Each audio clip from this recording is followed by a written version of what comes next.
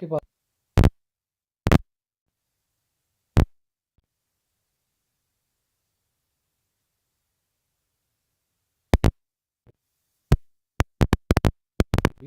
जैसे ये पेज पे जितनी आपके पास स्टेटमेंट है, इसको आपने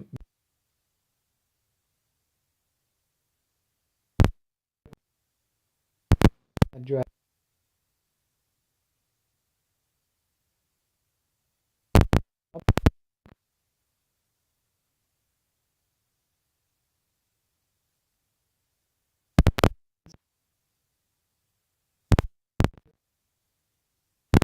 नोट किया है। अब इसी पेज पे कास्ट ऑफ गुड्स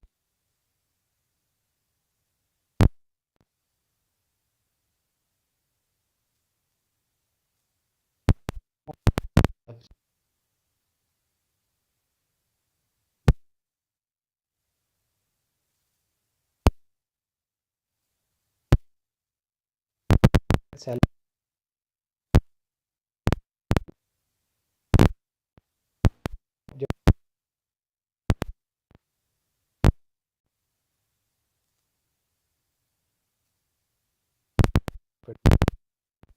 अब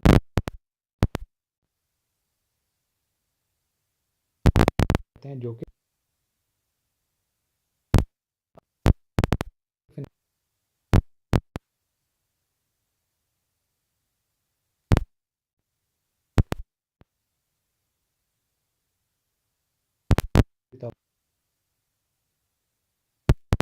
अमाउंट आ गई 1,50,000, इसको कहते हैं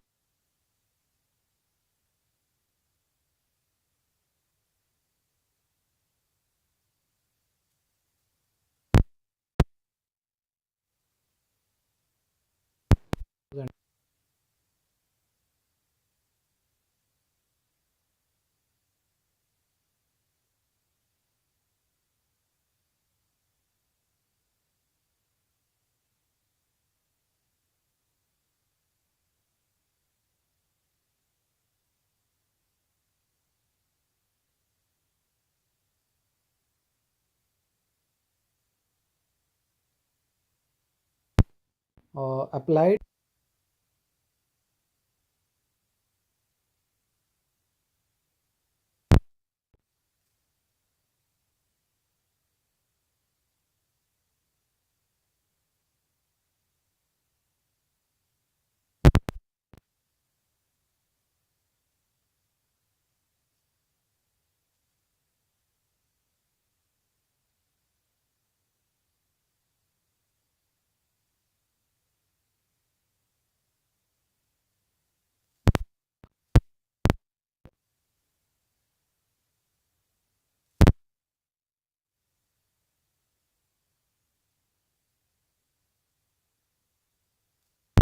में different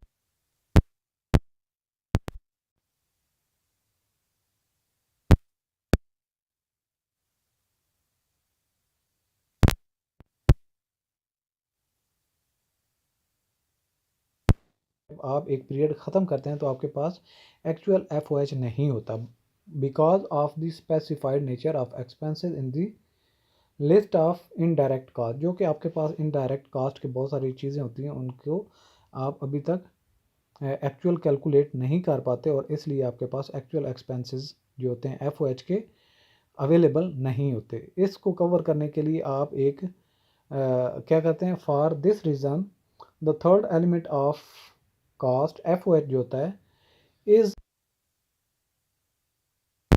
on pre determined F cost rate.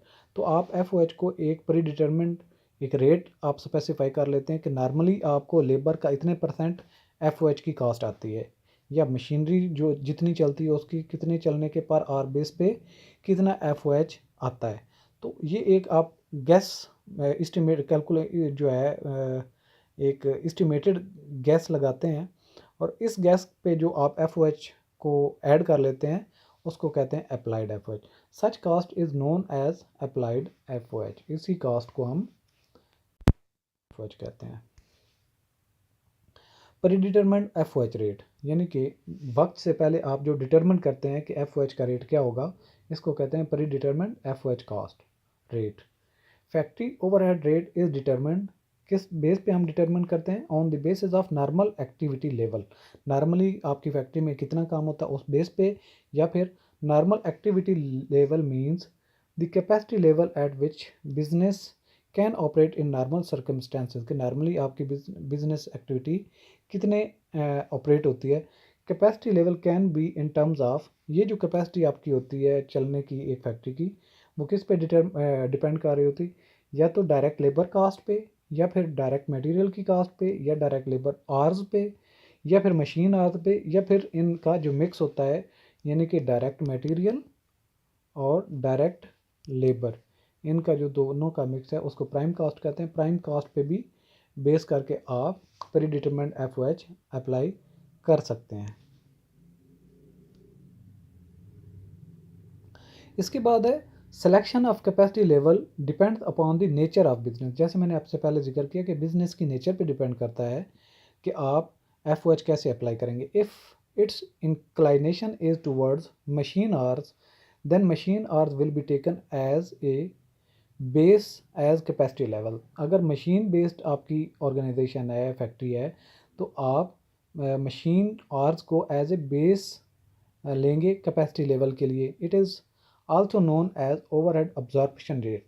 इसको ओवरहेड अब्जॉर्प्शन रेट भी आप कह सकते हैं कि अगर आप मशीन आवर्स को बेस बना के FOH अप्लाई करते हैं तो आप उसको क्या कहते हैं, ओवरहेड अब्जॉर्प्शन रेट पर मशीन। और आगे चलते हैं, calculation pertaining to the overhead application rate will not be discussed here। तो FOH को अभी हम इस पे मज़ीद डिटेल में हम नहीं बहस करेंगे, इसको आगे जाके फर्दर FOH का जो चैप्टर होगा उसी में ही कवर करेंगे। इसके बाद आता है जी total factory cost based on applied FOH। अब फैक्ट्री कास्ट क्या होती है? डायरेक्ट मटेरियल, डायरेक्ट लेबर और FOH। अब जब आपके पास अप्लाइड FOH आपने निकालना है, और तो आपने फैक्ट्री कास्ट जो है अप्लाइड FOH बेस पे जो अप्लाई कर देंगे वही आपकी FOH कंसिडर की जाएगी जब तक आपके पास एक्चुअल फिगर्स नहीं आ जाते। जैसा कि लेट्स सपोज अज्यूम, ये पढ़ लें, assume applied FOH rate is 150% of the direct labour cost, के जो आपके पास डायरेक्ट लेबर की कास्ट होगी इसका 150% आपने FOH को अप्लाई कर देना है। ये आपको कंडीशन पहले क्वेश्चन में बता दी जाती है। तो फिर आपके डायरेक्ट मटेरियल कंज्यूम क्या है? लेट्स सपोज 90,000 का था, डायरेक्ट लेबर की कास्ट है 60,000 की। अब प्राइम कास्ट आपके बन गई 1,50,000। अब फैक्ट्री कास्ट के लिए अब हमारे पास मिसिंग है FOH। तो आपको बता दिया गया कि FOH को आपने 150% ऑफ डायरेक्ट लेबर अप्लाई करना है। तो डायरेक्ट लेबर हमारे पास कितनी थी? 60,000। 60,000 का 150% लेंगे तो 90,000 होगा। अब प्राइम कास्ट हमारे पास थी 1,50,000 और उसमें आपने ऐड कर दिया 90,000, तो आपके पास फैक्ट्री कास्ट कितनी बन गई? 2,40,000। The cost of good sold in which factory over cost is included on the basis of pre determined rate is termed as cost of goods sold at normal. तो बात जो समझाने का या कहने का यहाँ पे मकसद था कि जो आप CGS बनाते हैं जिसमें आप FOH को एक्चुअल नहीं बल्कि आप प्री डिटरमिन्ड रेट पे अप्लाई करते हैं, तो इस तरह के CGS के जो फिगर्स होंगे उसको आप कहेंगे CGS एट नॉर्मल, यानी कि cost of good sold at normal. जो एक्चुअल होती है जब उसको आप एडजस्ट कर लेते हैं तो फिर उसको जो आप CGS बनाते हैं उसको कहते हैं cast of goods actual.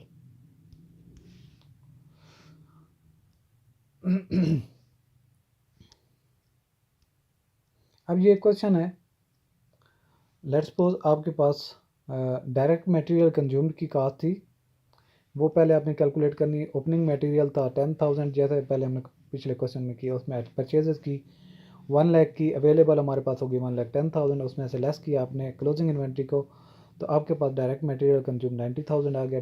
Direct labour की कास्ट है आपके पास 60,000 और मटेरियल 1000 आ गया, जिसको हम 50% ऑफ 60,000 है। 60,000 हमारे पास लेबर कास्ट है, तो जो कि बना 90,000। अब इन दोनों को आपने ऐड किया तो आपके पास बन गई फैक्ट्री कास्ट 2,40,000। उसमें आपने ऐड किया वर्क इन प्रोसेस की ओपनिंग इन्वेंट्री को, तो आपके पास आ गया कास्ट ऑफ मैन्युफैक्चर 2,70,000। 50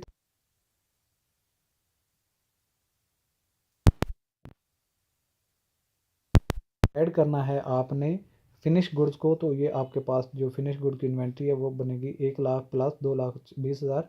तो cost of good to be sold, तो आपके पास जो डिजिट बनेंगे वो cost of good to be sold हैं।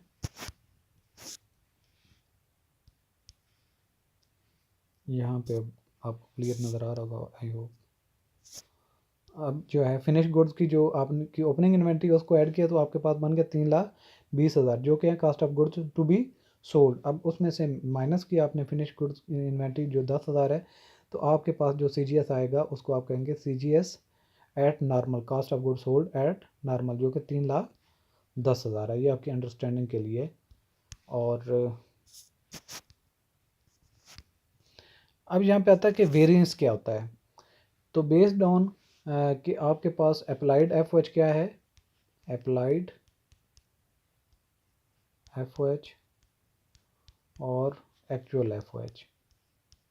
एक्चुअल FOH अप्लाइड जो होता है ये आपका गैस होता है, ठीक है, और एक्चुअल जो होता है जब आपको पता चल जाता है कि इतना आपका पास FOH था। तो इन दोनों का जो डिफरेंस होता है उसको वेरिएंस कहते हैं। Difference between actual and applied cost is calculated by subtracting. आपने माइनस क्या करना होता है, actual cost from the applied cost. जो आपके पास अप्लाइड हो, लेट्स सपोज अप्लाइड आपके पास है 1 लाख और एक्चुअल है आपके पास 80,000, उसको माइनस करेंगे तो ये आपके पास 20,000 का जो डिफरेंस आएगा इसको क्या कहते हैं, वेरिएंस। ठीक है जी। Where the applied cost is greater, जैसा कि हमने ये अप्लाइड थी 1 लाख और 80,000 थी आपके पास एक्चुअल। अब क्या कहता है, when applied cost is greater than the actual cost it is favourable variance. तो अब अगर इसको ये हमने देखना हो कि ये वेरिएंस जो हमने अप्लाई किया था 1 लाख और एक्चुअल थी 80,000, तो अप्लाई करने के आपके जो अमाउंट ज़्यादा थी इसको आप क्या कहेंगे, फेवरेबल वेरिएंस। तो अगर आपकी जो अप्लाइड हो जाता यहाँ पे 1 लाख और आपका एक्चुअल हो जाता 1,20,000, तो आपका जो ये 20,000 है ये फिर हो जाता अनफेवरेबल वेरिएंस। जब नेगेटिव में होगा तो अनफेवरेबल वेरिएंस हो जाएगा, और जब आपका पॉजिटिव में डिजिट आएंगे यानी कि अप्लाइड FOH माइनस एक्चुअल, तो जब पॉजिटिव में होगा तो आपके पास फेवरेबल होगा, अब जब माइनस में होगा तो अनफेवरेबल वेरिएंस होगा। यहाँ पे but where the applied cost is less than the actual cost it is unfavourable variance. अब यहाँ पे एक थोड़ा सा देख लें, अंडर और over applied FOH। Let's suppose आपके पास अप्लाइड FOH था 90,000, एक्चुअल FOH हो गया 80,000। अब डिफरेंस कितना है, 10,000 फेवरेबल है क्योंकि पॉजिटिव में है, ऊपर वाली अमाउंट बड़ी थी नीचे वाली अमाउंट छोटी थी। तो आपके पास जो डिजिट आया है अप्लाइड FOH का जो डिफरेंस है, वेरिएंस जो है ये पॉजिटिव में आया है यानी कि इसमें नेगेटिविटी नहीं है, तो ये आपका फेवरेबल होगा।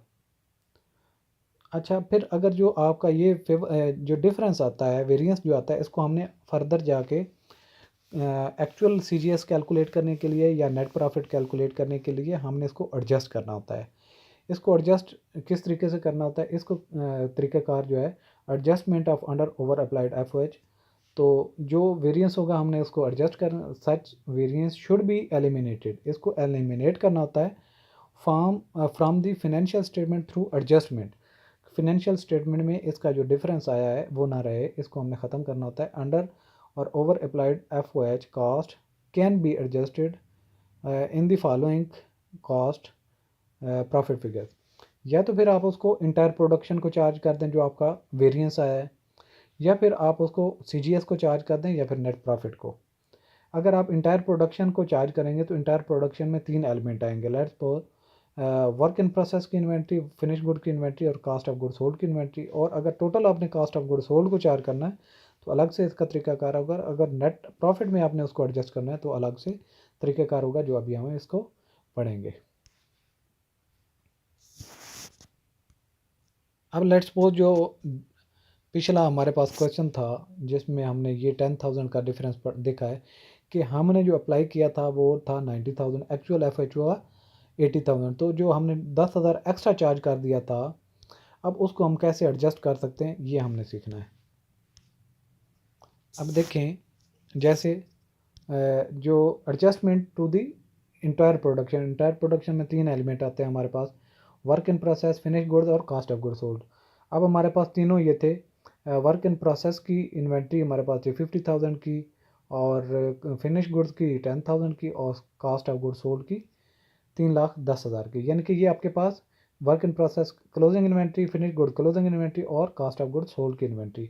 अब देखें, आप इन तीनों को सम कर दें और इसकी प्रोपोर्शनेट रेशो निकालें, और जिसकी जितनी अमाउंट है उसको उतना ही चार्ज कर दें। जैसा कि अब उसकी प्रोपोर्शन निकालेंगे तो जो वर्क इन प्रोसेस की कॉस्ट होगी उसका हिस्से में आएगा 1,350, और फिनिश गुड्स की इन्वेंट्री को आएगा 270, और कॉस्ट ऑफ गुड्स सोल्ड को आ जाएगा 8,380। तो आप जो है ये हमने जो चार्ज किया था वर्क इन प्रोसेस को, फिनिश गुड्स को और कॉस्ट ऑफ गुड्स सोल्ड को, इनमें से ये तीनों को अलग अलग जो इनके प्रोपोर्शनेट में आया उसको माइनस करेंगे तो आपके पास actual figure of work in process closing inventory, work finish good की इन्वेंट्री और कॉस्ट ऑफ गुड्स सोल्ड की इन्वेंट्री आपके पास आ जाएगी।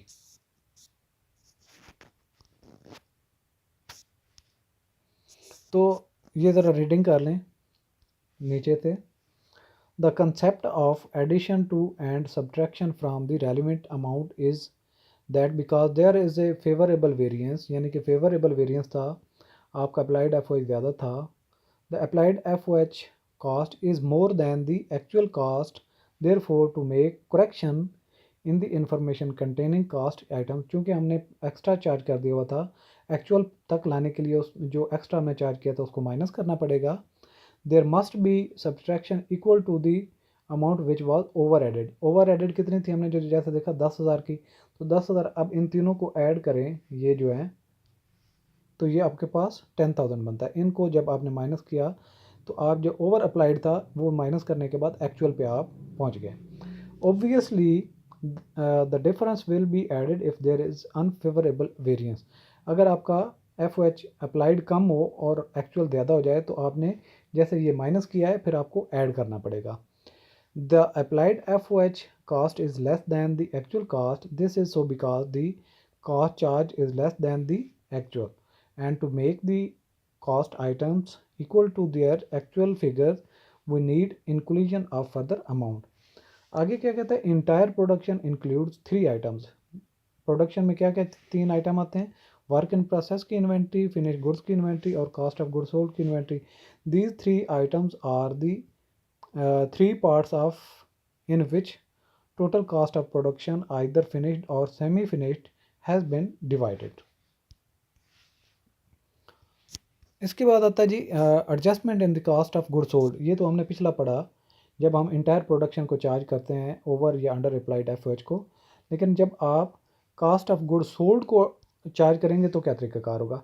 Sometimes it is required to adjust all of the variance in the cost of good sold.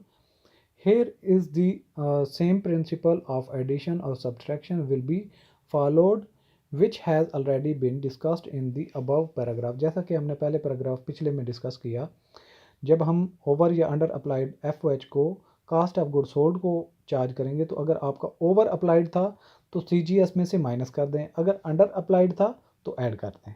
ये वही principal होगा जो आप इंटायर प्रोडक्शन पे अप्लाई करेंगे, जबकि नेट प्रॉफिट के लिए अलग से होगा। जैसा कि हमने पहले पढ़ा था कि 3 मेथड्स होते हैं ओवर या अंडर अप्लाइड एफर्ट को चार्ज करने के लिए, यानी कि या तो आप वर्क इन प्रोसेस की क्लोजिंग इन्वेंट्री, फिनिश गुड की क्लोजिंग इन्वेंट्री और कास्ट ऑफ गुड सोल्ड की तीनों को इक्वली जो प्रोपोर्शनेट उनके अमाउंट्स है उसके हिसाब से चार्ज करें, तो ये हो जाएगा इंटायर प्रोडक्शन का मेथड। अगर आप सिर्फ और सिर्फ कास्ट ऑफ गुड्स सोल्ड को चार्ज करेंगे तो तरीक़ाकार वही रहेगा, यानी कि ओवर अप्लाइड है तो माइनस कर दें, अगर अंडर अप्लाइड है तो ऐड कर दें, तो वो तरीक़ाकार वही रहेगा। अगर नेट प्रॉफिट के चार्ज करने का होगा तो वो हम चल के आगे पढ़ेंगे, उसका रिवर्स मेथड होगा। खैर अभी देखें, कास्ट ऑफ लेट सपोज आपके पास this is So because the cost of goods sold is also a cost item, the amount of the cost of goods sold before adjustment is known as the cost of goods sold at normal, and after adjustment is known as cost of goods sold at actual. अब let's suppose आपके पास cost of goods sold normal जो हमने calculate किया था वो 3,10,000 था। जब हमने देखा F O H over applied था तो ओवर अप्लाइड वाली अमाउंट को आपने माइनस करना है, तो आपके पास cost of goods sold actual आ जाएगी जो कि 3,00,000 है। इसके बाद है एडजस्टमेंट इन इनकम स्टेटमेंट। अगर आपके पास इनकम स्टेटमेंट पे आपने चार्ज करना है अंडर ये ओवर अप्लाइड एफ को, तो क्या करेंगे। लेट्स सपोज हमारे पास था सेल्स 6,00,000, उसमें से हमने माइनस किया था एट नॉर्मल जो हमने जो CGS कैलकुलेट किया हुआ था 3,10,000 था। ग्रास प्रॉफिट था हमारे पास 2,90,000, उसमें से हमने ऑपरेटिंग एक्सपेंसेस तीनों जो हैं वो ऐड करके निकाले जो कि बनता था 1,00,000, और इसमें से आप ऑपरेटिंग प्रॉफिट जो आपके पास आया था 1,90,000।